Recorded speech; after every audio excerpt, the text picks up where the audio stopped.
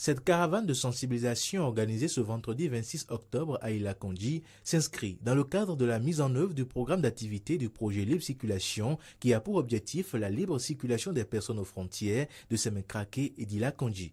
Organisée par le Bureau Libre Circulation avec la coordination de la cellule de suivi de l'intégration régionale du ministère de l'économie et des finances, elle vise de manière générale à vulgariser auprès des populations béninoises et togolaises les tests de la CEDEAO en vigueur en matière de libre circulation et plus spécifiquement ceux relatifs aux documents de voyage pour circuler sans être tracassés. Notons que c'est en 2016 que les chefs d'État et de gouvernement de la CEDEAO ont décidé de mettre en œuvre les politiques adéquates pour une réelle intégration régionale. Pour Ferdinand Oulou, responsable du bureau de réception des plaintes, il s'agit à leur niveau de mettre en pratique le premier droit du protocole de la libre circulation qui est le droit d'entrer sur les territoires. Et donc, pour avoir le droit d'entrer, il faut avoir les documents de voyage.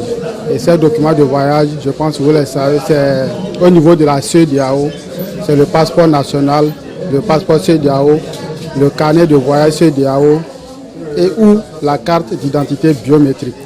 Les migrants souvent arrivent sans ces documents-là. En temps normal, ils n'ont pas le droit de pouvoir franchir, de traverser. Maintenant, en dehors de ça, il y a le carnet de vaccination internationale. Et ça, c'est seulement à l'entrée, on trouve ce bureau-là, au niveau des États. Donc ceux-là, nous sommes tenus de les sensibiliser, de les amener à comprendre qu'ils doivent avoir ces documents-là. Par ailleurs, cette caravane de sensibilisation a permis au bureau des plaintes d'apporter des réponses à certains mécontentements liés à la circulation des personnes et des biens enregistrés à la frontière qui sépare le Bénin du Togo. Lorsque vous venez à une frontière, vous ne payez rien. C'est ça ce que disent les textes. Quand on vient à la frontière, on ne paie pas 500 pour passer, on ne paie pas 300 pour passer. Vous devez être un migrant légal, et c'est ce que disent les textes. Et il y a les migrants légaux et les migrants illégaux. Le migrant légal, c'est celui qui a ses documents à jour. Lui, il peut traverser la frontière. Le migrant illégal, c'est celui qui n'a pas ces deux documents à jour.